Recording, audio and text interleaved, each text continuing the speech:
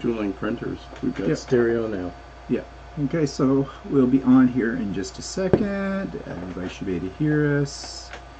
And yeah, there we go. We are live. Hello, everybody. Hello. Who's out there? Let us know. I don't know if it's a long weekend here. I don't know what it is for everybody else. I don't think the States have a long weekend. I think some of the Western provinces have this as a long weekend too. Yeah. I'm not sure. Hi, Donna. Hi, Yeti. Hi, Yeti. For the first time in months, I get a notification that you're going live. Nice to see you. Yeah, with YouTube, Yeti, you never know what you're going to get. The notification system on YouTube is a hit and miss kind of a thing, I find, with it. And it's beyond our control. We don't set up the notification. Hi, Marlene. Smoky and hot. Smoky and hot. Oh, must be getting forest fires. Forest fires, right? Yeah. Where are you, Marlene? You're obviously must be out west somewhere, because that's where all the fires are. I mean, we've had some of the smoke blow over this way. Yeah. But from all the way from BC and Alberta. Well, I guess there's some in Manitoba happening too, isn't there? So that's a little closer. And so, yeah, like we said, this is a long weekend here in Canada. I mean, it's a long weekend every weekend when you're retired. And put on top of that, COVID. Hi, Marilyn. So, you know, I don't know. I think a lot of people here have gone off to their cottages, if they have them. Donna says it's stormy and cool in southern New York. I think that's New York, as she means. Yeah. Well, today here it's cool. It's and coolish. Well, it's not horribly cool. It's no, it's 22. Yeah. It's room temperature. It's about 70 degrees. But Yeah. it feels a bit cool. We had some warmer weather the last little while, and then the last couple of days it's been cool, very cool at night. I think it dropped down to about 12 or 13 last night. Oh. Marlene's in Red Deer, Alberta. Oh, okay. Oh, okay. Well, I can understand why. Yeah, why it's kind of smoky where you are. Yeah. Well, anyway, so you may hear, I don't know if you can hear anything in the background, but of course my 3D printer is up and running again, but it has multiplied. But we'll come to that, because that's all a part of, I entitled this one today, Sometimes You're Just Pissy. And last week was kind of a pissy week for me. And so we're going to talk a little bit about that. But what was adding to the pissiness, hi Angel, was my mother. Yeah, my mother. Well, you know, I told you last week that she had been pretty much throwing up on a regular basis, daily. Hi Cindy.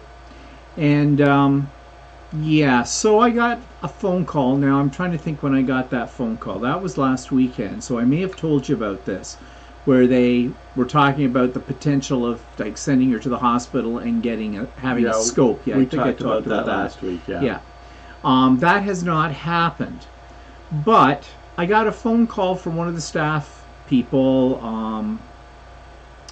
I'm not sure what day it was. Friday? No, it was. I thought it was like Thursday. Wednesday or no Thursday. Yeah, I think it was Thursday. That she wasn't eating. They were having trouble getting food into her. Hi Virginia. Hi Joan. And that's kind of worrisome.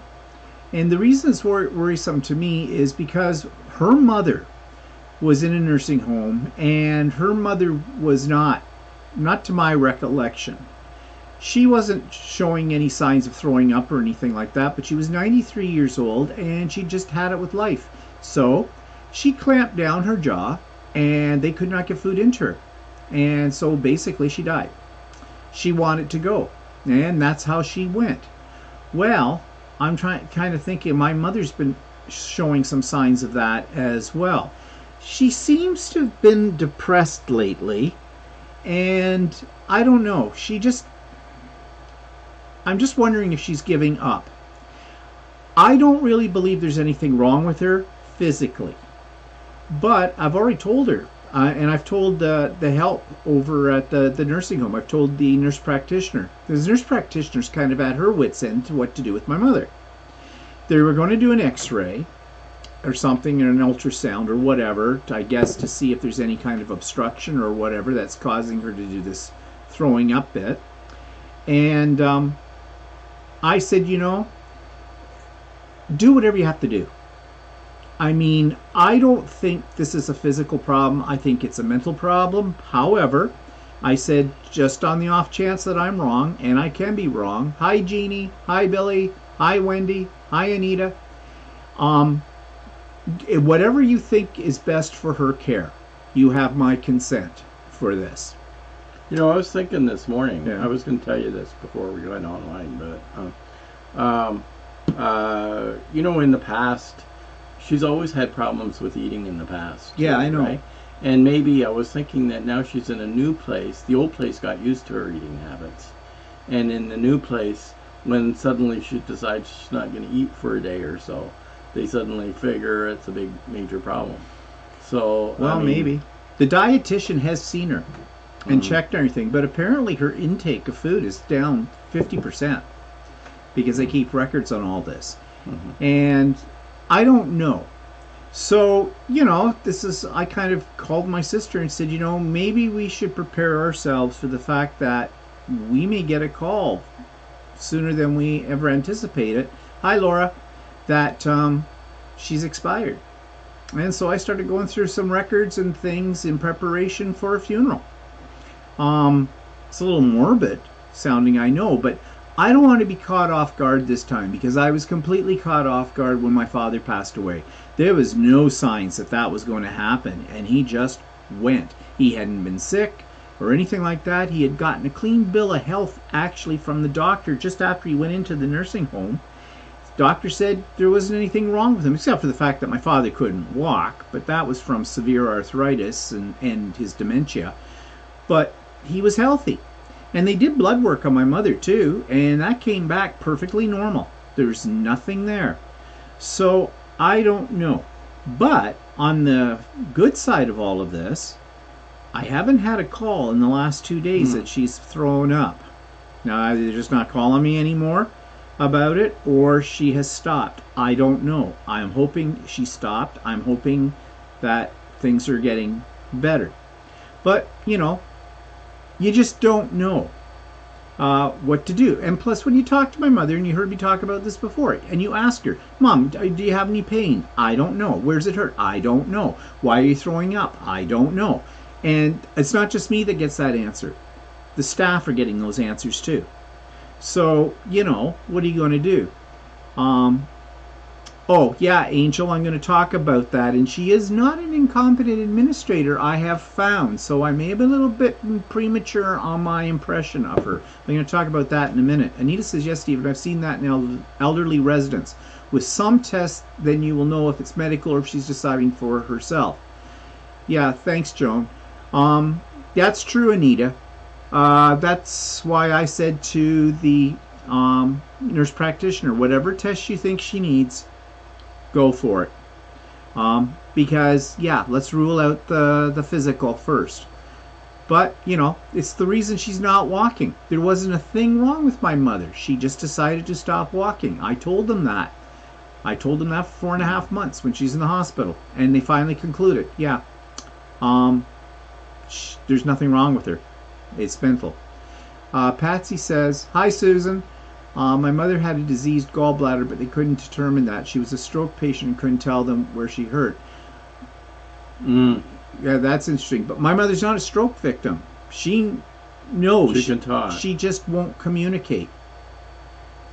Okay, I wonder if they could watch her by remote camera.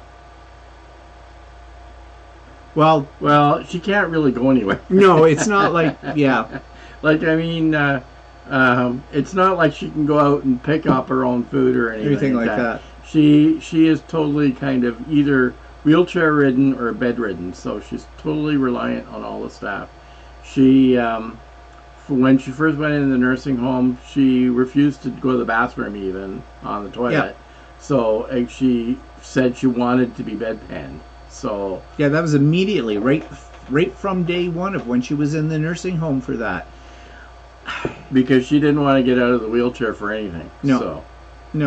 So, So, like, she's reliant completely on the staff. Yep. She hasn't ever really wanted to. She doesn't want to do anything for herself. Yeah. Now, so, they have her on a minced diet now because apparently she was having some problem swallowing. They gave that thickening stuff in her liquids, and they're constantly trying to get her to drink because she won't. And she's like that. She's always been that way.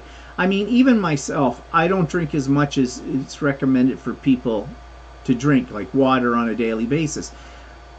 We're camels in my family. So we can go for a long time without drinking anything. Wendy started saying, is she trying to, like, purposely making herself sick or something like that? Well, that's a possibility. That's a possibility. And I've talked to my mother about this. Like, none of this stuff do I hide behind her back. Like, I bring it all up. Like, before she went into the nursing home, actually, his dad said for years that she had an eating disorder. And we never really thought about it until she went into the nursing home. And, yeah, I think she has had a lifetime problem with an eating disorder. And it could be part of that, too. I don't know. Like, she definitely didn't like the fact that when she was in the nursing home that people monitored what she was eating. Yeah, she didn't like that at all. But I don't know. It's the unknown. It's all the unknown, you know. I don't want my mother to suffer. I don't want her to be put through a very traumatic experience like the scope business and that if it's not necessary. And I've told her that. Mom, this is what's going to happen if, you know, if you are really just making yourself sick. I told her that. Then there are consequences to this. And I said, if they start these tests on you, it's out of your hands, it's out of my hands. We have to leave it to the medical professionals. And if you go into the hospital to have these tests done, I can't go into the hospital. They're not allowing us to go into the hospital. Only patients and the staff are in the hospital because of COVID. Yeah. So sorry to hear about that, Billy. What's Billy saying? Hubby went in the hospital for inflamed gallbladder about 3 weeks ago. Now he has a kidney failure. Also, it's been a real roller coaster ride. Oh, that's too bad, Billy. That's horrible because you probably feel very, very lost right now because what can you do? You're at the whim of the medical professions. And that's the thing. And it's kind of scary because you don't know. Yeah. Medicine is scary if you're not in the profession. Cindy says, my father-in-law stopped eating slowly and we lost him in about 4 weeks. He just gave up. He didn't want to be a burden. Well, you want to know something? That's a possibility with my mother, but it has nothing to do with her not wanting to be a burden. She's not that much of a martyr. With my mother, it's more kind of, I equate it to a little 5-year-old boy or girl when they've been reprimanded by their parents and didn't get what they wanted, and they say, you know, I'm going to run away and then you'll all be sorry. Well, that's kind of what my mother does. Yeah, I know people are probably criticizing me right now. You probably think I'm a horrible son and all this kind of stuff. Well, maybe I am a horrible son, but I'm just telling you, I've been around this woman for 64 years. I pretty much know all of her tricks. So, yeah. Yeah, well, my mom had dementia, and she was in a nursing home. And then she kept getting worse and worse and worse. And then one day I got a phone call from the nursing home that said, your mother has stopped eating and drinking and we can't get anything into her. But they told me on the phone, she has her mouth clamped shut. She won't open it. So, yeah. And that's what my grandmother did too. So yeah, but by that point in time, my mother had very bad dementia. And so it was almost like a bodily response for her to shut down. Mm-hmm. Like she was shutting down, I think, and I think that was part of it. I don't know. I don't know if she was conscious of what she was doing or what at the time. So, but she passed away within 3 days after that. Well, you know, you stop eating, stop drinking. Yeah, you're going to go. Anita says, put some thought into if they do tests and suggest a feeding tube for your mom. Yeah, I'm surprised they haven't mentioned the word feeding tube. That ought to scare the shit out of her if I mention that to her, and I might mention it to her depending on what's going on. But actually, you know, if you need to do a test, you need to do a test. That's all. Like, Yeah, Billy says her husband hasn't eaten in 3 weeks. Mm. Also a mild heart attack, but he just wants to go home. Yeah, that's really kind of sad. You know, feel for you, Billy, because I'm sure you feel like, what can you do? Yeah, and I think that's the worst feeling of all, when things are no longer in your control with it. And you know, you don't want anybody to suffer. You want to do what you can do, but what do you do? I don't know. So that's where we stand with her right now. And I was getting a call every day, and I'd see it come up, the name of the nursing home come up on my phone, and I go to Walter, oh no, now what? And this kind of stuff eats at me. It bothers me. I can't sleep right about it. I physically get pains, because it's a form of stress as well, because everything's falling on my shoulders, it seems, and I don't have any of the answers. So I'm relying on the help, and the help has been really good that's over there, and we'll just see what goes from that. But I was asked about the whole situation with the administrator, and you know that I had arranged, I went to see my mother last Tuesday. My sister and I both went. We could finally do that. We get there. They ask us every question in the book. We had to take copies of our documents showing that we'd both been double vaxxed. That's fine. That's great. I'm not impressed with the reception there, although she warmed up by the time I had left. She wants to warm up, because I'm going to probably be there quite a bit.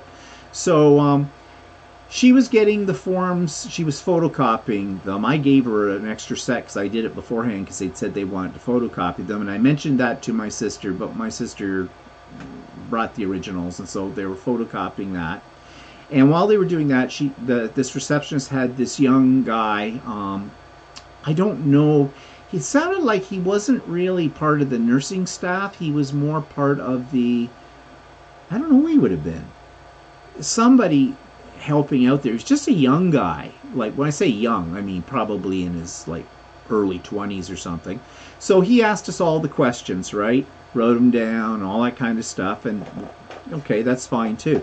But then I got a little pissy. I turned around and I said to the receptionist, and I said, how many of this, I said, I know you don't have any outbreak of cases right now, but I'd like to know how many of the staff have been double vaxxed. And, you know, you're asking me all these questions. What about people that are working here as well? And I said it in a way that it kind of put the dander up on her. I could see that, and I thought about it afterwards when it came out. I'm being a little bit pissy. Yeah, but you know what? When you're being asked all these questions to get into the home, to see your parents, and to make sure you're double vaxxed and all this other stuff, and then they can't ask you, then you really should have the right to be able to say, okay, fine. I'm not. What precautions are you taking with people that aren't double vaxxed? Yeah. But then I also caught myself and realized, like, this is just the receptionist. Yeah. And I'm having a meeting with the administrator anyway, so I'll save my question for that. But she said, she says, I really don't know. She said, you'd have to ask the administration. I said, well, actually, I have an appointment with the administrator after I'm finished my visit here with my mother. So I will ask that. I said, thank you for that. I kind of tried to soften it, because I knew I came on a little intense. But I came on intense because that's how I react to stressful situations. And I know myself well enough to know that. And you do? And I can't stop myself. Like, I can't stop myself right now from taking this pen and sticking it in your throat. Yeah, okay. Anyways, so we went up to see my mother. It's a really nice place in comparison to the one she was in, which was an old place, and this is brand new. It was really, really nice. And it's big. It's kind of, from the outside, it doesn't look huge, but the inside, it's pretty big. But I think part of the reason for that is the hallways are so wide. In the other place, you could barely get down a hallway. If a wheelchair was coming, someone in a wheelchair was coming towards you, you had to scrunch way over to the far wall to try and get by them and get them by you. In there, no, you could drive a semi down the hallway. And it seemed like it took us forever to find a room. I don't know if I can do it on my own next time or not. But we got off the elevator, and this Or guy... you may get lost and they'll have to keep you. Yeah, oh God, no. I'll jump out a window. It's only 3 floors. I'll bounce. But the guy who was asking me all the questions and that, he led us up to her room, and we went. And her room is a decent size. I thought it was pretty, like, it's not huge, but it's big. And it's very bright. Light colored walls. It's got a huge window in it, like a picture window kind of a thing. It's very, very nice. In fact, her television set's only a 23-inch, and it just about disappears on the wall. I'll have to get her a bigger one. Well, we'll hang on to that for a while, because I don't think she even watches it. It was on, but she wasn't watching it. In fact, so we get into the room, and she's asleep. She's in bed. She's asleep. This is a little after 11 o'clock in the morning. And I said to my sister before we went, I said, 2 things are going to happen. Be prepared for it. I said, she'll be in bed when we arrive. She won't be in her chair. She'll be in bed. And I wouldn't be surprised if she throws up while we're there. Well, 1 out of 2. She didn't throw up while we're there. Good for that. Took me a while to wake her up. Had to check, almost wanted to run off and get a mirror, see if she was still breathing. But my mother's always been a pretty sound sleeper, so she was definitely out with that. So I hated to wake her up, but we're here. So I did. I woke her up, and I gave her a few minutes to get herself oriented because she was a little out of it, just woke her up out of a deep sleep kind of a thing. And so there we were. So we were talking to her, and my sister had got her some flowers, a nice little arrangement, and she put that on the windowsill.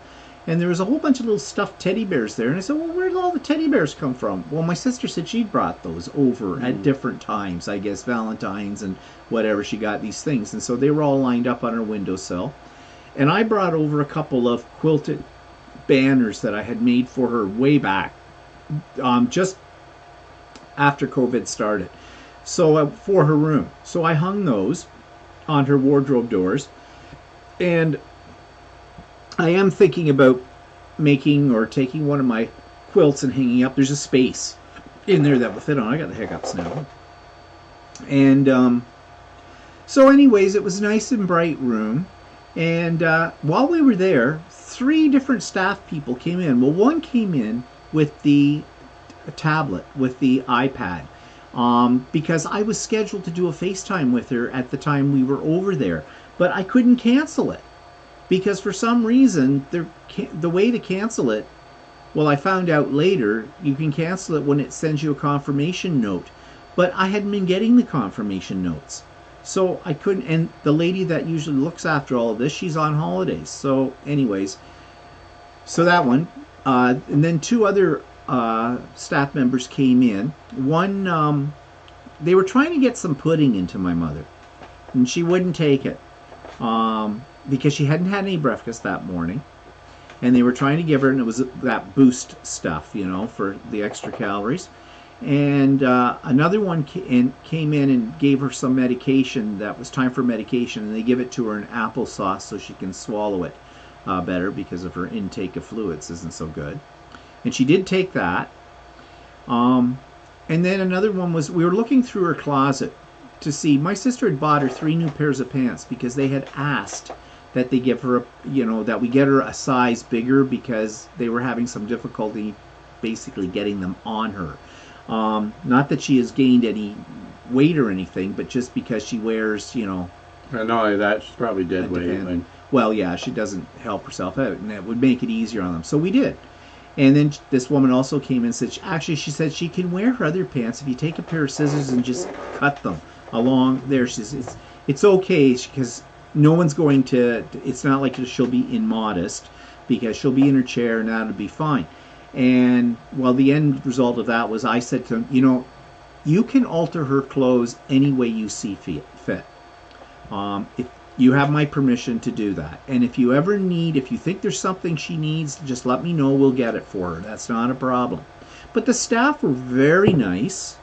And the one nurse is touching my mother all the time, like sort of like petting her a little bit. And I know that's therapeutic. And she kept saying, well, she's such a sweetheart. I thought, well. You sure who's talking about the same lady? Yeah. You mean my mother? I didn't say that while we were there. But anyways. So, Marilyn, that's a good question. What's that? If she's losing weight. I guess they may not know until when they do their testing. Next, I don't know how often they do weigh them every once in a while. They do weigh her, though. I think they do it once a month or sooner if they feel that they need to do it. So I don't know. They haven't told me she's losing any weight. But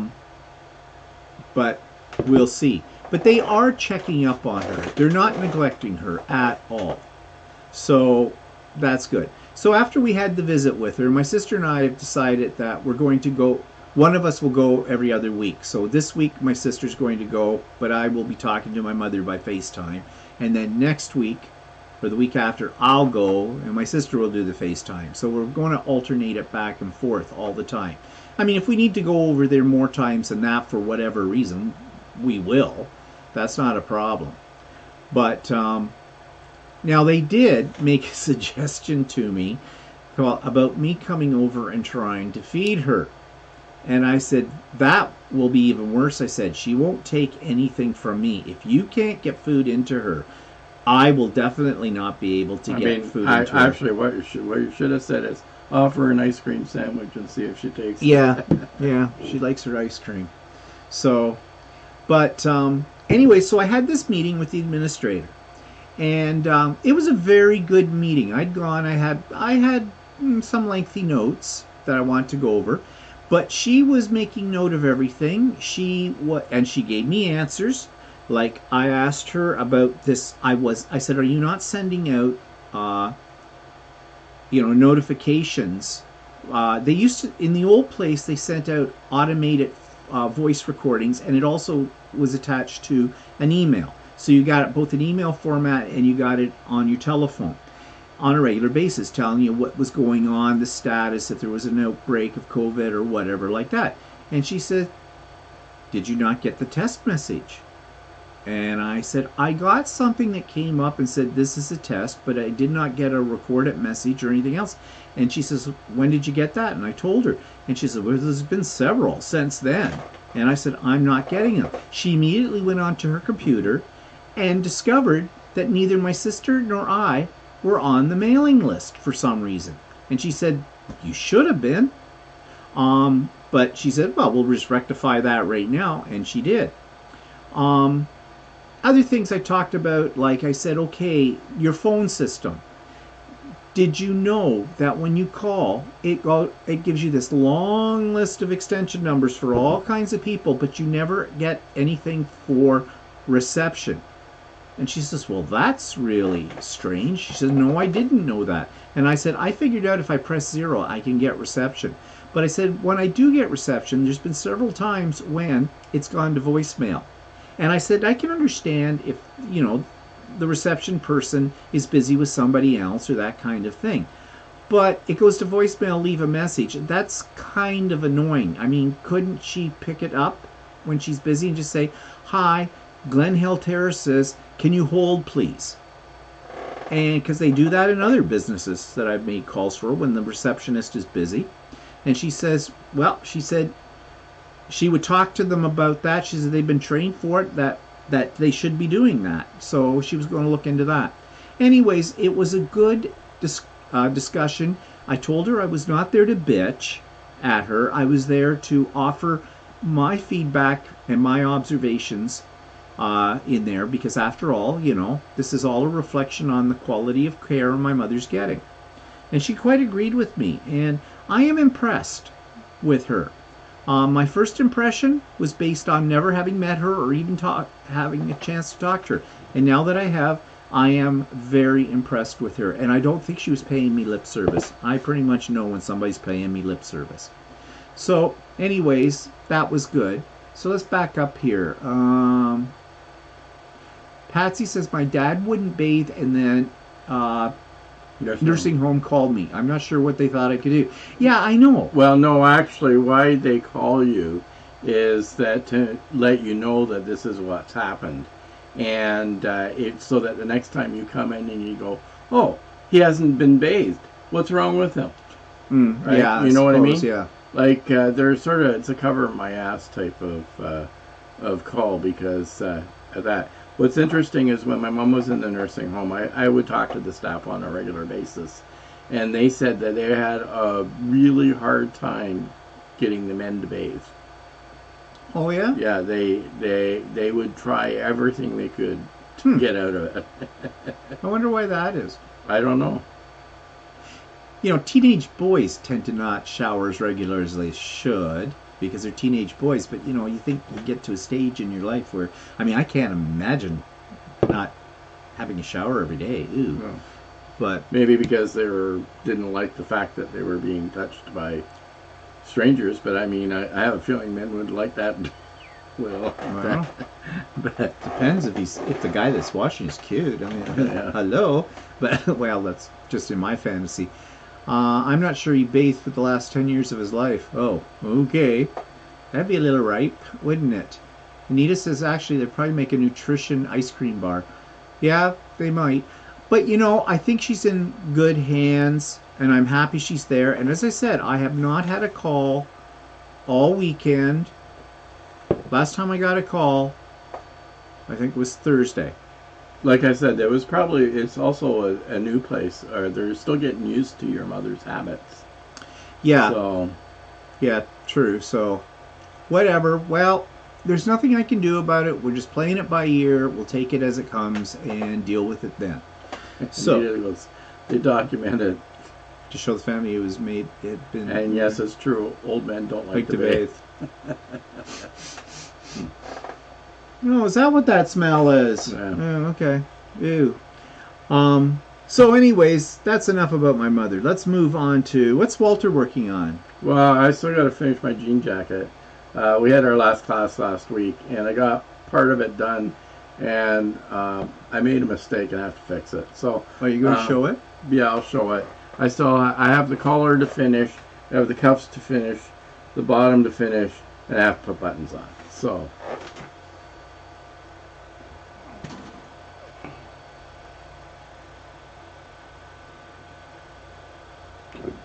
I'll put it on when I get it done. Look in that one. Hang on. It's not a very good picture of it. Got threads all over it too. Yeah, now there'll be threads all over my nice clean crap room that I just cleaned today. So I've got it. It's sort of a beige, and so that's it. As you can see, I need to do the bottom. I got to do that, and I have to fix the collar. The collar's not completely done. So. What's missing on that collar? Oh, a sleeve. Funny. I am so funny. Patsy says that looks nice. Anita loves the shirt you're wearing, Walter. Yes, it's one of Walter's creations. We're both wearing a Walter creation today. So somebody asked I think on So Chatty, whether Walter put labels in his shirts.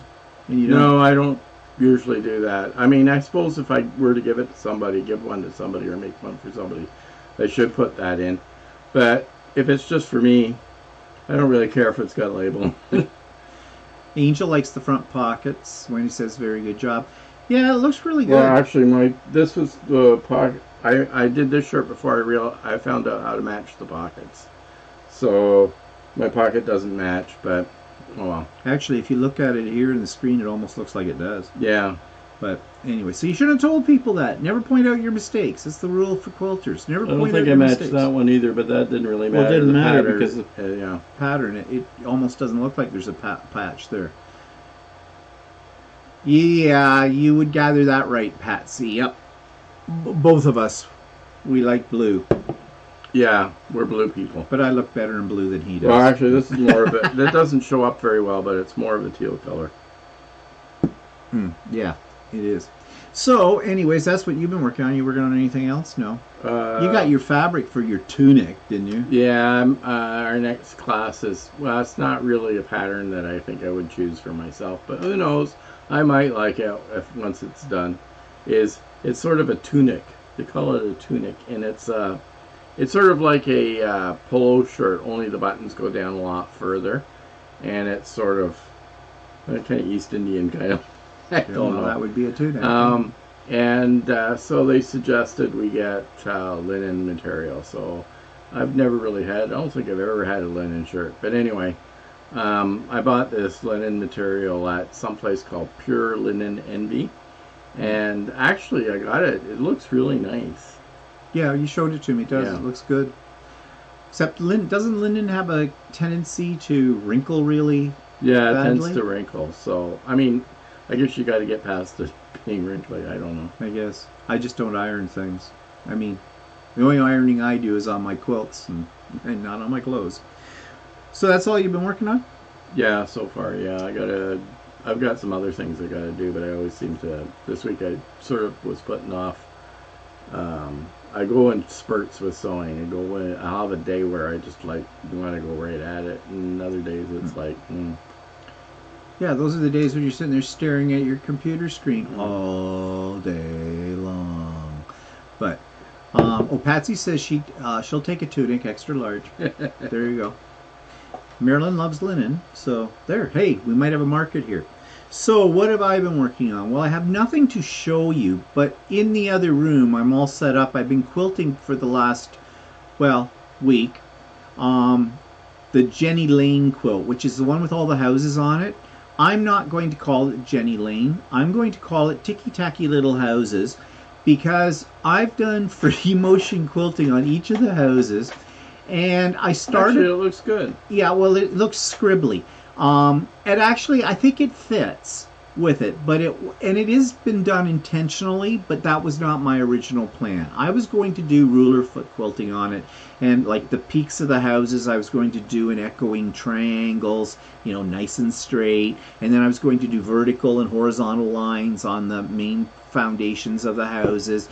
Some would go this way, some would go this way, back and forth. And then I decided, you want to know something? That's way too much bloody work. I won't have this quilt quilted until next year at this time. And I'm still not very good at ruler foot quilting. I get things off a little bit and whatnot. So I decided I'm going to do it freehand. It's all free motion, and I'm doing it all loopy. It echoes, but my triangles are not straight. They may be a little off center, but they're all echoed. And actually, when you see the full effect, it looks okay, I think. Now, I have a lot of negative space on that quilt, and I am doing ruler foot on it, echoing lines around. So I have, this mixture of, they say if you have a lot of linear lines in a quilt, then you should quilt it with more with curvy, and vice versa. Well, I'm doing both on this. I've almost got the quilting done, but it's sitting on my tables under my sewing machine right now, so that's why I don't have it out here, because I'm trying to keep it, so I can go back to it and get it done. I'm hoping to have the quilt done by the end of the week, and I should have. But you spend a lot of time doing this quilting, and you get sore. It's amazing how sore you can get. You wouldn't think you're just sewing away, but you are constantly pushing and shoving fabric, lots of fabric, underneath your needle and back and forth, and it kind of, works on your shoulders and on your wrists and that. So, you got to take a break, and I have a tendency just to bury myself in, and 3 hours have gone by and I haven't moved from the sewing machine. They really suggest that with every 45 minutes you should get up and stretch and do something else for about 15. I don't tend to follow that advice. I probably should. Okay, Anita says, "Oh, good Lord, I have to find that laptop before the next." You really should have marked those boxes a little bit. maybe just a thought, but maybe labeling Anita would have been a good idea. And Angel says, "I usually send mine out to a long armor. My daughter bought me a book that's pretty neat about walking foot quilting." Yes, I have one about that too. Walking foot quilting, I do a lot of that, and you can do quite a bit with that.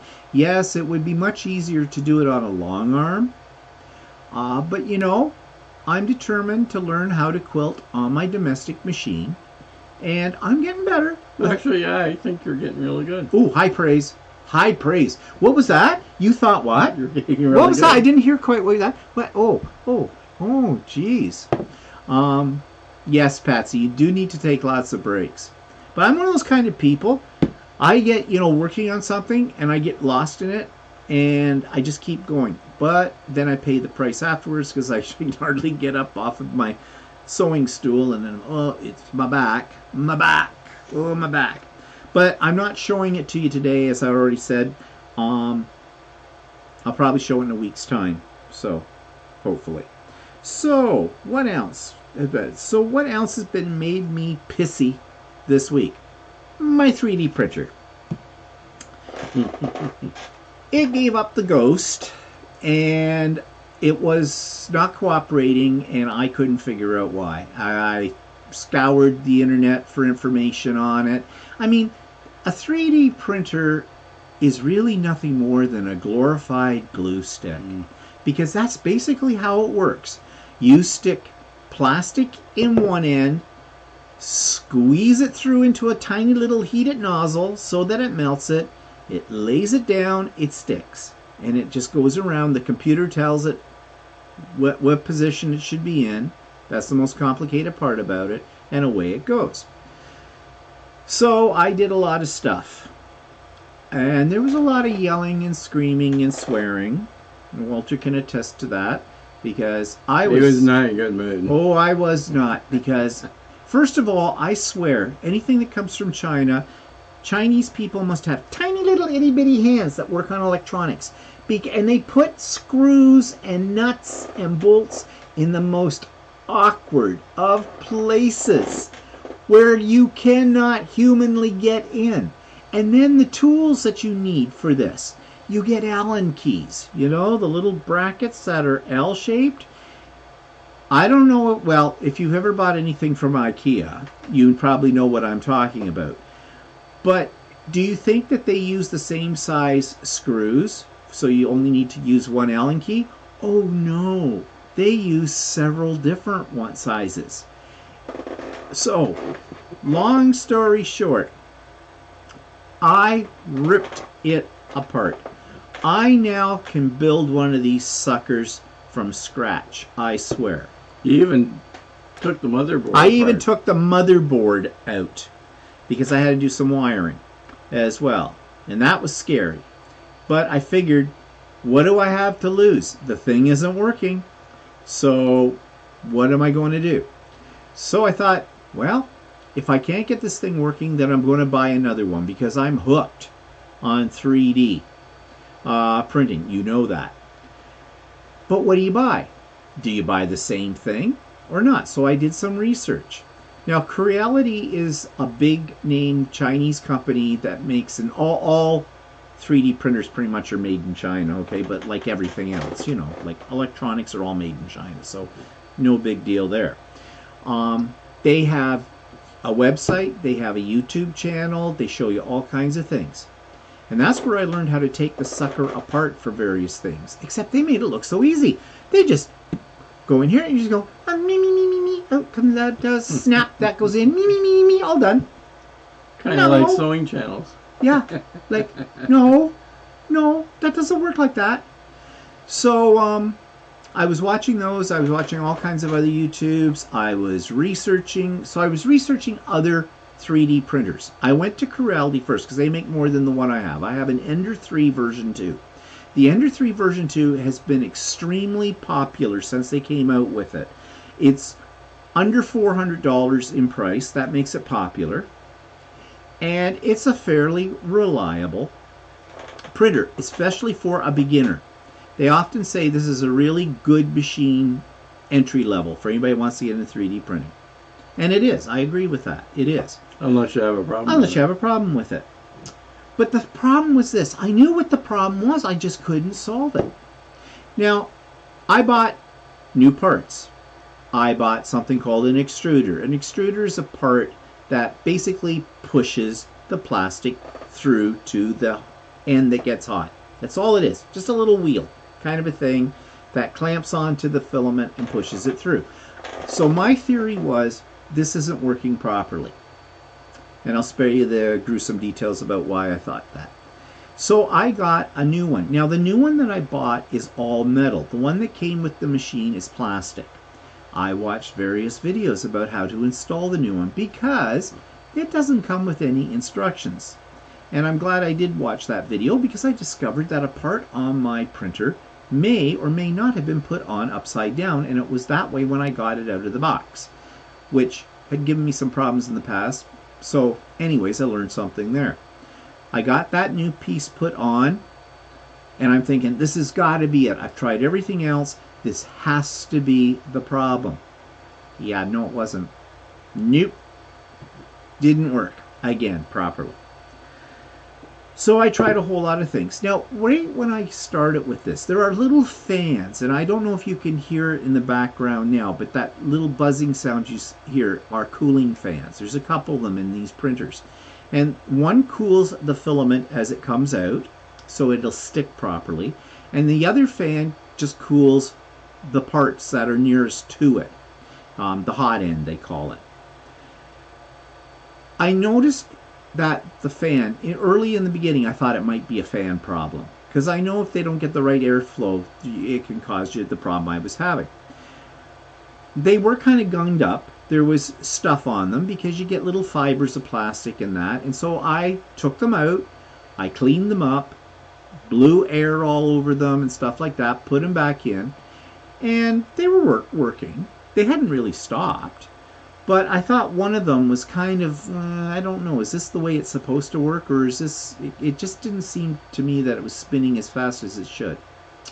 So I ordered new fans, but I didn't put them in, because I had this thing about the extruder, so I got the extruder. Guess what the problem was? I have it fixed now. It was the fan. I put in a brand new fan, bingo, away it went. Of course, in the meantime, that was after he had given up on that machine and figured he couldn't fix it. So he went out and bought another one. So I bought another one. Well, I bought the same one because everything else I looked at, seemed to be a lot of problems. You just didn't know what to buy. Well, not only that, a lot of the other ones were a lot more expensive. Oh yeah, they were a lot more expensive. Some of them. Well, they were bigger machines too. Yeah. But then I thought, I know what I'm doing with this machine now. I mean, I told you, I could build one from scratch. I could. So, right after I ordered the new one, and it came yesterday, but before then, I put in the new fan, hooked it all up, did my test run on it, worked beautifully. Just like it had just come out of the box. It knew that you were replacing it. Now, so I have two of them now. There's one over here behind me. Let's see if it's way over here. You can't really see it because it's off camera. And then that's the old one over there now. The new one, which it looks exactly like the old one, is sitting over where the old one was. So I have two of them going at the same time right now. So I said to him in the car on the way to Costco today, I said, so you can print the bottom of one box on one printer and the top on the other printer. So guess what he's doing? I did print a box on one of the printers, and I'm printing the lid on the other printer. I also I put the other one together this morning. It came yesterday about mid-afternoon, but I was in no mood yesterday. I was too busy with other things and that to bother putting it together, and I knew I needed to have a clear mind. I watched a video last night that was really good on YouTube showing you how to put it together again. We did that when we put the first one together, and that took us over 3 hours to put it together. When I say we, I mean Walter. I was reading the instruction booklet that came with it and watching the video and saying do this and that, and it was horrendous. It was horrendous. Yeah, because, you're used to assembling IKEA, but you're not really used to assembling electronics, right? So. Yeah. So, anyways, he says to me last night, I said, I'm going to put it together tomorrow morning, which means he would still be in bed at the time. He says, well, do you want me to help you? And I said, no. And I thought, good. Yeah, I figured you would think that too. I says, no, I think I can do this on my own. I've already reassembled many times the old one. I think this should be a piece of cake. And guess what? It took me about an hour and a half, probably, to get it all together. But that was also, I was doing upgrades on it, which I had the other printer printing the upgrades I wanted on this one, which are just little... There's something weird about printing an upgrade for the printer you're using. So it's kind of like cloning. I don't know. You make yourself over again. Anyways, got it all together, tested it. Both of them are working fine. I'm happy again. So I now officially have what's known as a print mill. So now I can print two different things at the same time. Yep. Now there's some other things I still need for the new one because I need another uninterrupted power supply source for it. I got to order one of those. And I want to order some extra spare parts just to have them on hand. But you know, although this was a very frustrating thing and I was in a really, really pissy mood about it all week, I learned a lot. I learned an awful lot. So that's a good thing. That's a good thing. So I'm a happy camper again. I'm hoping I'm out of my pissy mood for now. Out of it all. What are people saying? Angel says, I don't have the space for a long arm. I sort of do, sort of don't, but the long arm that I would want is $30,000 because I want the computer component, and that itself is $10,000 with it. So that's why that's on a hold. I'm spending all my money on 3D printers. I don't have any money left for long arms. It feels like I've been spending an awful lot of money in the last couple of weeks because I ordered new glasses. I've got a bunch of things on order as well. Bought this new printer. It was on sale though. I got $60 off on it. So it ended up with tax only costing $379. So that was better than over $400. So yeah.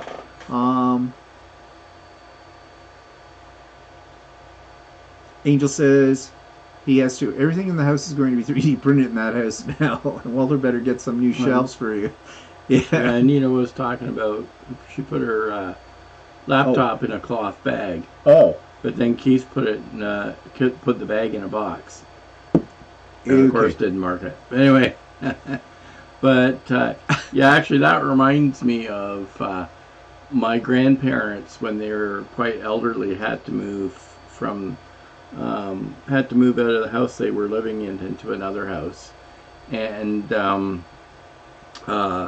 my grandfather didn't have any place to put clothes in, so he put a whole pile of clothes into garbage bags, and then my uncle came around and saw the garbage bags, grabbed them and threw them away.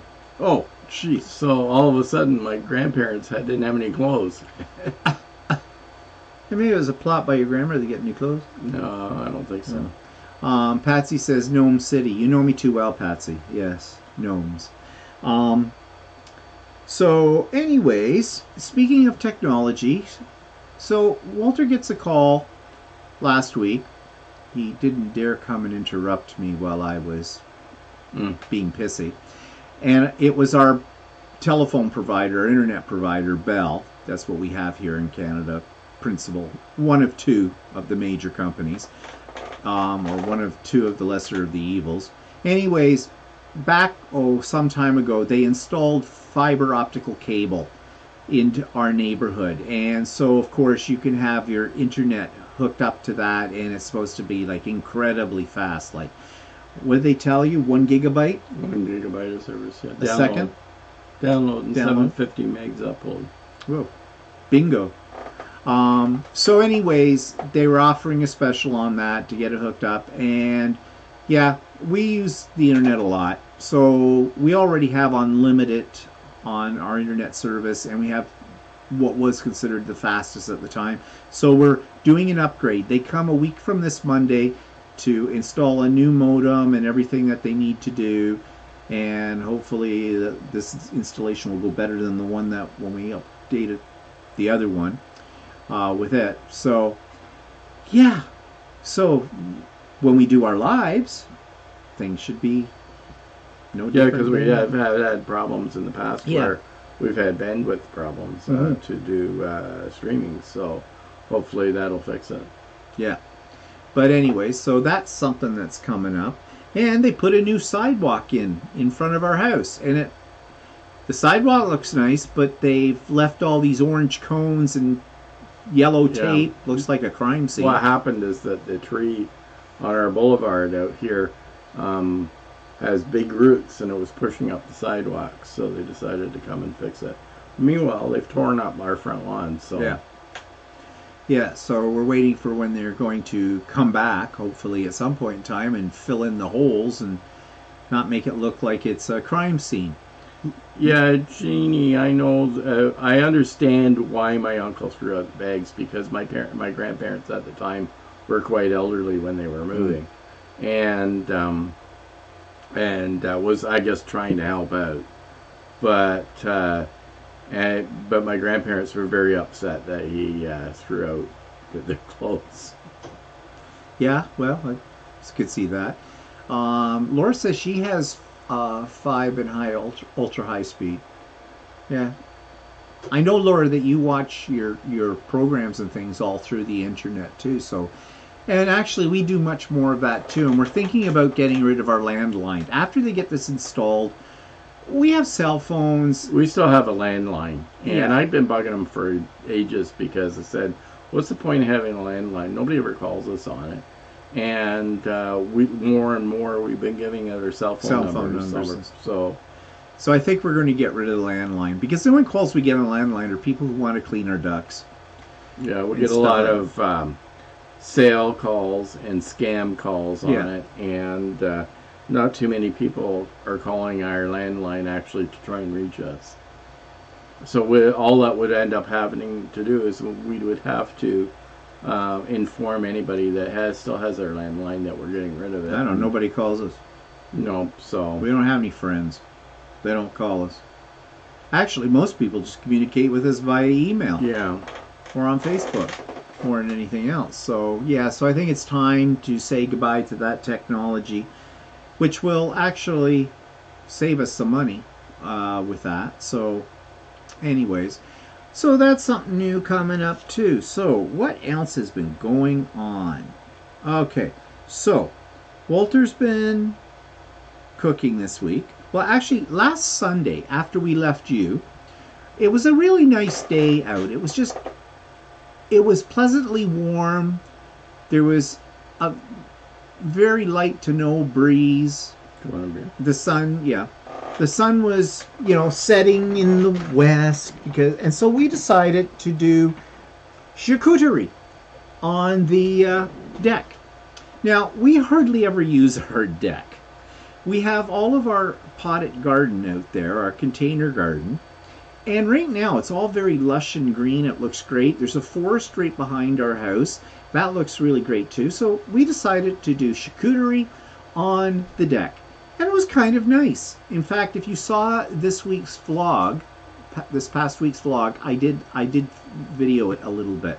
It was kind of nice to sit out there and do that. And our neighbors were sitting out in their backyard, but they're down a level below us because our house is a raised bungalow, so our deck comes off our kitchen family room, so it's actually a story up. And so we could look into their backyard, but they went in. Of course, the dog. They have a little dog. He's a cute little thing. She's a cute little thing. Mia. Mia's her name. She is a Chihuahua. As one of the guys that I used to work with always called it a chihuahua. A chihuahua, yeah. But she's a yappy little thing. Like, nobody could come to our properties. I mean, if we go out on our deck and Mia is outside with them, she's just... If they're walking the dog and we happen to be outside and they're walking by and they stop to talk for a minute, she's going... And I just want to creep up to her and grab her and pet her. Like, grab her little snout, the whole bit. She's a dog that's all bark, no bite, but she's that tiny little thing. I think she only does that because she's afraid you're going to step on her. Well, maybe, I don't know. Well, I've never stepped on her yet. No. But, really. But anyways, it bothers them when she starts to bark every time if we go out there. So it doesn't bother us as we get out our gun and go... dog away. And we have two major suppliers. One is Rogers and one is Bell. And Bell does everything pretty much through fiber optic cable. And I think Rogers does too, but they still rely on more of a coaxial cable network than than Bell does. So Bell was always our original telephone provider. So, and Rogers was always our TV cable provider, and they've had to upgrade their systems in the recent years. And we used to be on the old system of Rogers many years ago, and our service was really bad. Yeah. So we changed to Bell, and we've been with Bell ever since. So Yeah. I mean, they're not perfect. None of them are perfect. They're lousy at customer complaints. Yeah. Although I have found the last couple of times where I've had to deal with their customer service, it has improved. But I also find the best way to deal with Bell is not to call their number. If you can do it by chat through the internet, because one, you don't get an accent, and they tend to answer your call real quick when you do that. I don't think there's a lot of people that necessarily use the chat feature for it. So, anyways. Yeah, because a lot of the companies here, when you go to call them their helpline or something, you end up talking to somebody with a very non-English accent. You know, I find it ironic. They're a communications company, and people that are dealing in customer service, and they have a heavy accent. Like, if I was an employer, I think I would be wanting to hire people that are going to be dealing with the public on the phone system with people who can articulate and have very little accent with it. But I suppose if they do that, someone's going to scream discrimination and say, you know, and in our country, if you scream discrimination, then immediately the human rights people get right involved in the whole bit. But, I mean, I just get to the point now where if I can't understand them, I either hang up on them. If they're making a call that they're trying to sell me something, I just say, I'm not interested. I don't know what they're selling because I can't understand them. And I hang up. Or if it's because I'm called them because I need some customer service, I will say to them, I am sorry, I do not understand your accent. And then they will try to slow down a little bit. I have found that.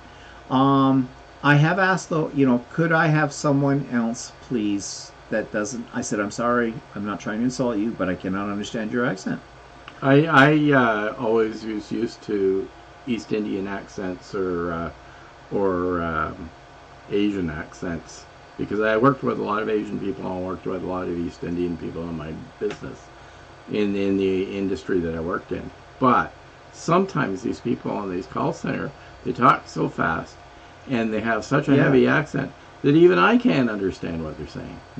So and it's terrible to have that when you're predominantly English speaking, especially if you're someone that's not used to those accents. Yeah. Well, Patsy says the call centers are always in India. Yeah. Well, that's true, but I think Bell have broken away from that to a certain extent. Yeah, a lot of the companies have they've gone to India or they've gone to other countries where it's cheaper. And a lot of companies are beginning to come back to North American because of the communication issues. And the other thing is that in the long run, it turns out it's not really cheaper for them. A lot of companies we used to do software development, and a lot of companies were outsourcing their software development to East Indian companies because they were cheap to do it. But the programs came back so problematic that it would take them so much time to fix the problems that it just wasn't worth it anymore. And nowadays, with these days with COVID and stuff like that, the outsourcing thing, here's where the outsourcing is a big issue, is people are finding supply chains are disrupted when there's like a major disease outbreak or something like that.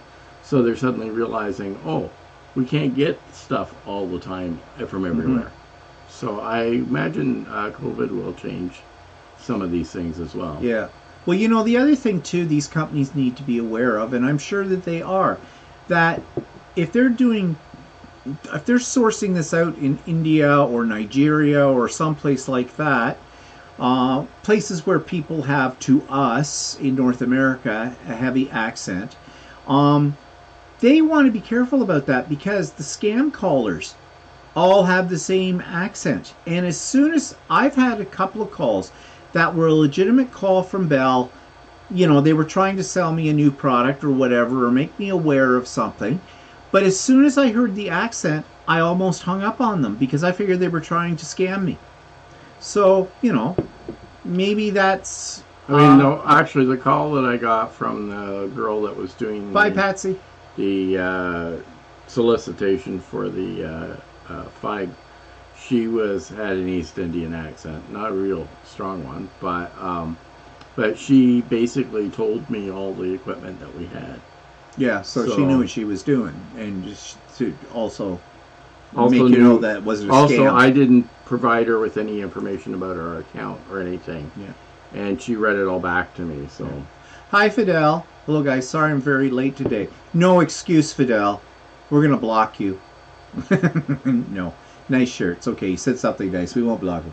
Anita says, I followed a person on YouTube who went to India, and I wish you could have seen the mess of wires and cables going across the streets. I thought, no wonder things get messed up. Yeah, I've seen videos of India too, we've been to... we haven't been to India, but No. we've been to Cairo in Egypt. And Thailand. it's a pretty interesting... Yeah, very different from what we're used to in North scenario. America. But that's why you travel, so you can see how other people live. But yeah. So anyways, I was talking about the charcuterie. So another thing Walter was making, there is a YouTube channel that I watch every now and then. It's out of England. It's a cooking channel. It's called Sorted Foods. And they have quite a variety of different things they do. It's not just cooking. They also look at gadgets. Cooking, you know, what's trendy. They look all kinds of things. If you've never checked it out, you should check it out because I find it very interesting. But the other day I was watching it, and they had a guy on there, speaking of Indians. He was, well, actually, he was Sri Lankan, and he owns several different restaurants in London, high-end Indian restaurants in London, England. And we've been to some Indian restaurants in London. I mean, and they do Indian food well. If you like Indian food, we like Indian food, so they do it well there. But he was doing his recipe that he does in his restaurant for a chicken curry. Now there's a pub that we go to that's also run by Sri Lankans, and you said the reason that Sri Lankans often come to our country. Well, in India was occupied by England, and so was Sri Lanka, which we used to be Ceylon. Oh, is that what it used to be called? And in Sri Lanka, because it had a high British population, it had a lot of pubs. So a lot of Sri Lankans that come over here, or especially to Canada, they will open and run pubs. So when we go to a pub place, which we have several in our area, a lot of them are owned by Sri Lankans. Yes. And they make great Indian food. But this place that we really like that we go to, we used to, before COVID, we used to go fairly regularly. We've been there now twice since they opened up things here in Ontario on their patio, safe dining distance, masks, all that stuff. But they have this one dish that they're famous for called Courtyard Curry, and I love it. It's definitely at times a double burner. I'll let you figure out what I mean by that. And bye, Laura. And it's really, really good. And I would love to know what their recipe is. Curry is, if you're not familiar with curries, curry is not that yellow powder, okay, that you get, they call curry powder, okay? Curry is basically it's a blend of spices. A blend of spices. It's a type of, it's almost a stew, really. It is food that was everyday food for people until it caught on and people start bringing it into restaurants and other places in the world. Now it's become much more fashionable kind of thing. But anyways, on this Sorted Food, he was doing this recipe for a chicken curry. And they posted the recipe for free. So I downloaded it and printed it, and I gave it to Walter and said, this might be interesting. Now, it had a few ingredients in it that were not common. Like, Well, actually, I looked at the recipe at first, and usually recipes aren't that long, so I was looking at the recipe, and I thought, yeah, well, we have pretty much, with the exception of a couple of ingredients, we have pretty much everything I can do. But what I forgot to do is turn the page over. Because there's a whole bunch of other stuff on the other side. And there were things on there that we can't actually get in North America. Like curry leaves. Apparently those are, well, at least in the States, but probably the same here in Canada. I've never seen them. I've never seen them, but they don't allow them into the States anyways, and probably don't allow them here in Canada because apparently they can... what was it? It'd be fresh curry leaves, but I don't know if you can get dried ones. But they have bugs in them. They can have bugs in them. That can go in and destroy native plants. And I guess curry leaves is a form of a citrus plant. And so they can infect citrus plants in the U.S. So they're outlawed from that. Now, but Walter found things. He went on the internet and found substitutes for some of the things we didn't have. It turned out really good. Indian food is not attractive looking. If you've never experienced Indian food before, and if you're somebody who associates Indian food with the smell of curry powder and that kind of thing, then you take one look at a curry dish and you probably go, no, that looks like vomit. A lot of them are a type of stew or whatever because it's eaten with rice. And a lot of them have a very spicy flavor to them. Yeah, and they can be very hot depending on what goes in them. And what's interesting about heat is that when you eat it, it tends to be hot when you first eat it, but it's not like it lingers. It's not like if you bit into a ghost pepper and you're burning for days, or something like that. But it was very good. Walter's adaptation to it came very close to what we get at it came out quite good. Yeah, so that's a keeper. We'll have to keep that one, do that one again. But I did do a little video showing you the process and what it looks like, but that will be on tomorrow's vlog, so if you're interested, check that out. But yeah, this is a good YouTube channel for that kind of stuff. Which reminds me, I don't know what we're having for dinner tonight. But anyways, so what else has been going on this week, this pissy week? I do feel like I got something accomplished though today. Anita says she couldn't eat it because it's too hot. You can, in most restaurants, ask them to make it mild. Mild, but it's still going to have a bite. So if you have any sensitivity to any heat at all, don't go to Indian food because it will be too hot for you. I mean, there's been times the Courtyard Curry and whoever's making it, you're never sure. Like I like it, but it really causes havoc with my system. It doesn't like you. Yeah. But the stuff I made last night, it was hot, but it wasn't as hot as we've gotten at the Courtyard. No, they warn you at this restaurant. It didn't bother me. No, they warn you at this restaurant that this is really hot. And if you are somebody they don't recognize, you're new in there, they'll say to you, warn you, have you had the Courtyard Curry before? And I always say, well, if there was somebody do work in, I say, oh yes, I know it's hot. That's okay. Just want you to know. So because I imagine that somebody might order it and then they say that they couldn't eat it. Yeah. Like I could see, I think my sister's not very good at hot stuff because she'd say, oh, I can't eat it, it's too hot. But then if you pass it to me, it's like mild to me. So yeah. Although I have to admit, over the last couple of years, I can't take the heat like I used to. It does kind of bother me. We used to go to the Thai place and order it extra hot. And then on top of that, he would put like several cups of sriracha on top of it. Yum. We haven't had Thai in a while. Oh, now suddenly I want Thai. But yeah, actually, that's funny because this was it's one of those chain Thai food places. What's that called? That one? I've been there for a while. No, I can't remember. Can't remember. But anyways, the lady, when they first opened up, I would go there and have lunch. In fact, that was before Walter was retired or whatever. I don't know why you weren't with me. You were Actually, working, I think. Anita, I don't think Indian people have eye incidents of ulcers or stomach issues.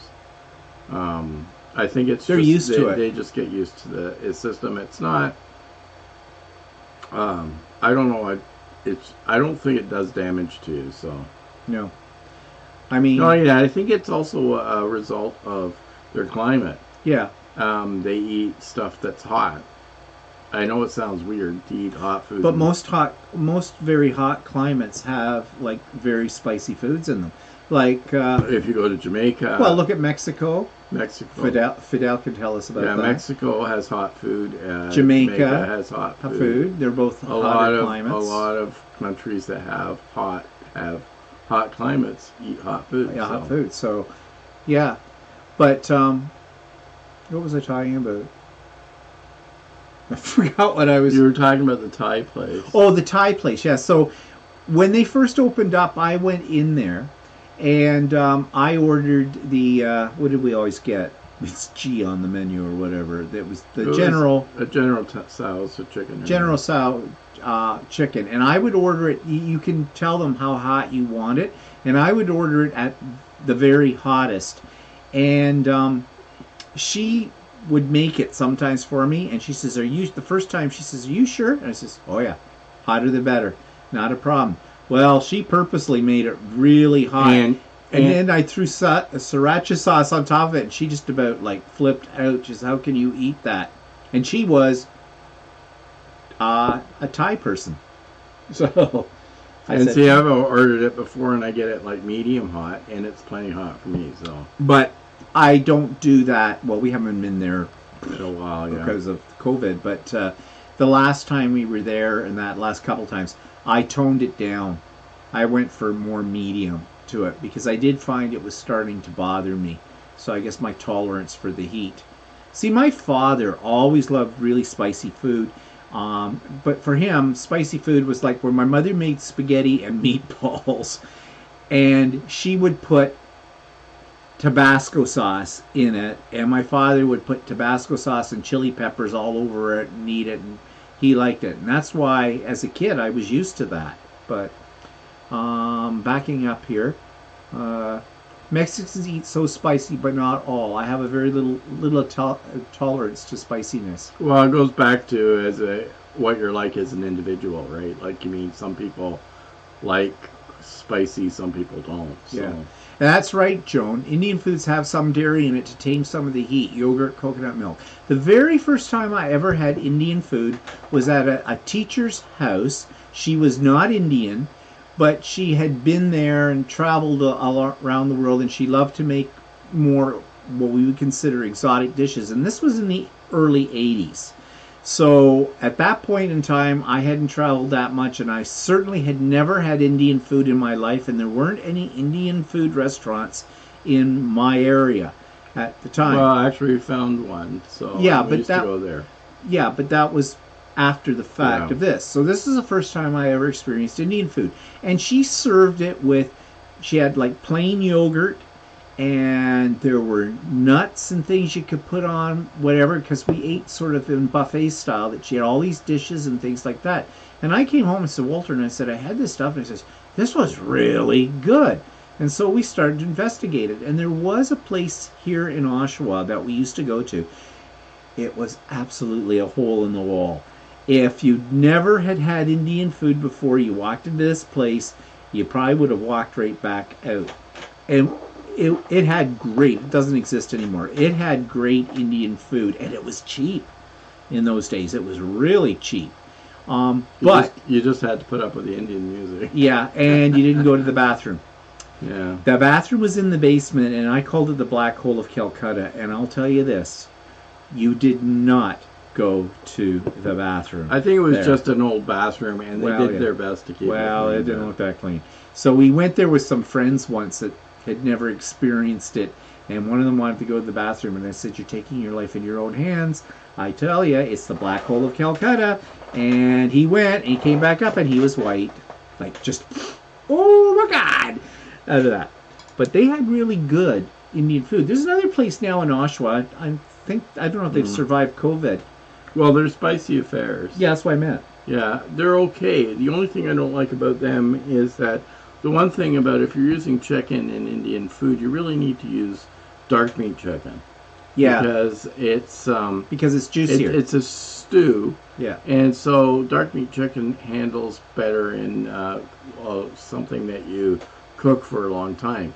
You get white meat chicken and it dries. It dries right out because I've tried to make it with white meat. A lot of chicken people go to the Spicy Affair in Oshawa because they use white meat chicken, and I find it's kind of dry. I don't really like. The curry tastes okay, but it doesn't taste like curry to me. Like the recipe that Walter did last night, it called for, and a lot of chicken curry dishes do this, it calls for boneless, skinless chicken thighs. And that's fine because chicken thighs used to be cheap, but we've noticed in the last year that chicken thighs have gone up a lot in price. Yeah, it's because of all these East Indians have moved. Hi, Johan. Hi, Janice. Yeah, so, but his sister, she will not. Her family, my sister, I have a sister that's living and my sister that passed away. We never grew up in a household where my mother would cook a whole chicken and you'd have white meat and dark meat. We never were picky about what meat we had. But then my sister, my oldest sister, married somebody, and they wouldn't touch dark meat chicken. Bye, Yeti. Nice to see you. Send me an email. My sister is still alive. She won't eat anything that's like dark meat chicken, which I haven't quite figured out why. Because she'll eat something like pork ribs and stuff like that, which is sort of like dark meat pork. So I don't understand the mentality. So, but if you ever have Indian food and try to make it yourself, and you use like say breast meat or something, don't. It's just dry. There's a pub not far from us. They have buttered chicken, and they use chicken breast. They use white meat, and it's okay, but it's dried out. You gotta have the dark meat in Indian food. You really do. That sounds kind of weird when I just thought about how I said that. You gotta have dark meat if you're having Indian food. Okay, never mind about that. Backing up here, Anita says, Stephen, are you still in lockdown? Not really, but we're not completely open. We're not completely open. We still have to wear masks everywhere. Our restaurants are open for inside dining and outside dining. You still have to, if you go into a restaurant, you still have to wear your mask in till you get seated, and then you can take your mask off. And they have everything set at least 6 feet apart and all of that kind of stuff and everything. So, yeah. Now, if you go to Alberta, though, they're like wide and Ontario open. was recommending whether you're vaccinated or not, to wear a mask. And for the most part, when we go out, we were at Costco today. It was fairly busy in there, and everybody was wearing a mask. So most people comply here. So yeah, so far. But out in Alberta, they're not. They're just throwing all caution to the wind. That's why I call them the Texas of Canada. Jones says dark meat is also richer and tasty to stand up to the level of spice. Yes, that's true. Yeti says, must I send you an email? Well, no, Yeti, you mustn't have to send me. I just thought just catch up on how you're doing, because I know you've had really a rough year and everything like that. Or you can put a comment below or whatever. Fiel says, if you come to Mexico, don't believe the waiters when you ask if the food is spicy. They will say no, and actually it's very spicy for most humans. Well, I have a feeling too that, people in countries where spicy food is a way of life, to them it's not maybe spicy. But, it's all perception. Yeah, it's all perception. And says, I'm trying to lose weight at the moment. Instead of using coconut milk to thicken curries, I use half a can of diced tomatoes. Oh, that's interesting. That's good. Yeah, I've tried to lose weight before too. I'm over that. A good way of not losing weight is don't eat. Or do my mother's method, yeah. Nia says, I was reading about Alberta and I think they sound like the USA, unfortunately. Yes, they do. I know some people that are out in Alberta right now having a little vacation that are Canadians. And to be honest, I think they're being foolhardy about that kind of thing. Yeah, like, I mean, right now, apparently what Alberta has now turned around and said not to do the COVID thing, but they have announced that they are, what are they doing? They're, I don't know, you brought it up. if you have a close contact with somebody that has COVID, you don't have to isolate. And if you've have a close contact with somebody, you don't have to isolate. And if you, I'm losing my train of thought. If you, if they want to get tested for COVID, they'll only test you if you have symptoms that are bad enough to go be hospitalized. So I don't think that's good. No, right now it's all about, and it has been from the beginning, it's all about the hospitals and overloading them and the whole bit. Okay, I get that, but you know what it is for our governments in Ontario and Alberta and probably other parts of Canada too. It's all about the money. It's all about the money. And the hospitals are places that cost a lot of money. I mean, they make it sound like they really care about whether you're going to get sick and die and all this other stuff, but actually, it really is, it really boils down to money. It's money. It's been and money. It boils down to, in our country, because of our healthcare system, where it's paid by your taxes, Yep. the more people that get hospitalized, the more it will cost. And more it'll cost the government, and so they want to try and reduce that. But now it's like, okay, we've vaccinated as many people as we can. If it's up to you. You're taking your chances if you aren't vaccinated, type of thing. Yeah, well, it's just excellent leadership all the way around across the country, at both all the provincial level, municipal level, and at the federal level. They've botched it. I've said it before. Let's not talk about this anymore. Well, anyway, there is a mask requirement still here in Ontario, even though there's a lot of people that have been vaccinated. And everybody seems to be complying, so. Yeah. So anyways, what's coming up in the next while? Not much, except maybe next week I'll have my new glasses. I don't know. It'll be a new look. They're crystal. That's what they call them. They're plastic, but they're crystal in color, see-through. It'll match your gray hair. Yeah, and you just screw off and die. Really? Well, do they have a color called bald? I don't know. Did you find out? Yeah, it's the ones that don't have frames. Yeah. Yeah, Anita says here too, it's about the economy. They don't care about your hospital bill. That's on you. Yeah, I had to laugh, Marilyn says, as I read that a couple of Americans tried to get into Canada with fake vax documents. They got busted and finding them big time. Good. I was wondering when that was going to happen. Well, actually, right now, they're still not allowing Americans up until August 9th. You know, on August 9th, they're supposed to have vaccination documents. But right now, you can't get into Canada unless you have. You can't get in if you have vaccination documents. So right now, they're not allowing people into Canada, even if you have vaccination documents.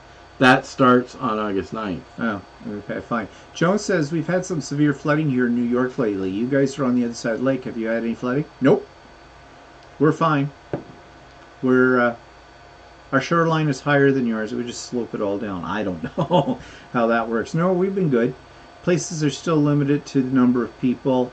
There are some limitations here, but not a lot. Like, I mean, we went to Costco. It's pretty packed today. The stores have no limitations. The restaurants have no limitations. There are some other settings that have limitations. Like, there is some limitations for outdoor gatherings and gatherings and bars, dance clubs and stuff like that are limited to like 25% or something. But apparently there has been some talk that we may be going to the fourth wave right now. They were sort of predicting that if a fourth wave was going to come, it would probably hit in September, and I think it still will, because all the kiddies will go back to school and they're not all vaccinated or double vaxxed. And there doesn't anybody under 12 isn't got any vaccinations, and a lot of the cases in the U.S. right now are with younger adults that aren't vaccinated. Yeah. And children that are not vaccinated. But anyways, I'm talking about Canada. Yeah, I know. And I don't care what they do in the States. No, well. As long as our border doesn't open up with them and let them in here, let them do whatever they want to do in the States, because I'm sorry for those of you that are Americans, but we all know Americans will do what Americans want to do. So just, and that's fine. It's their country. They can do what they want to do. America's not letting Canadians in until... Well, good. And kick them in the head, the Canadian that wants to go to the States. Because they're why? going to allow Americans up on August 9th so long as they're double vaxxed. Yeah, well, and they have to check how they're going to know if their documents are fake or not. I mean, how do they know our documents are fake or not now? Because they're not going to do a passport thing, a vaccine passport, because that's just stupid. According to them. That's just it. But anyways, I don't want to talk about this anymore because I'll get in a pissy mood again. And I just kind of got out of my pissy mood. I've got 2 printers on either side of me working like crazy, and they both seem to be working very well, and I'm very happy about that. So I have everything. I haven't had a phone call yet today that my mother threw up, so that makes me happy. So it's the little things. It really is little things. But on that note, people, we're going to say goodbye because we're already over time. So thanks for joining us today.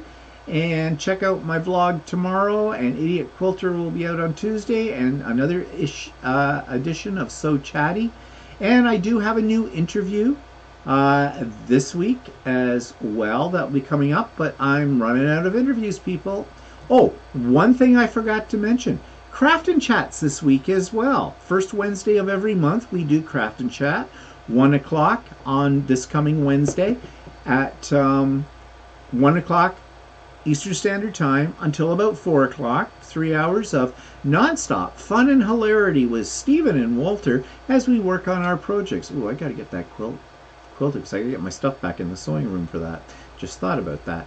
Anyways, there is a link. It's a Zoom. It's not recorded. It's just fun, no drama. And all are welcome no matter what you're working on. It doesn't have to be sewing. It can be anything else. Anita knows this because she made a packing list at one point for her move on that. And that is just fine. And Anita, I hope you find your laptop. Yeah, hope you find it in time so we can see on Wednesday. So, anyways, the link for that is in the show notes. And there's some other links there too. And now you should interview Walter and then Walter interview you. If I don't get any more people to interview after this week, guess what? We may be doing that, Fidel.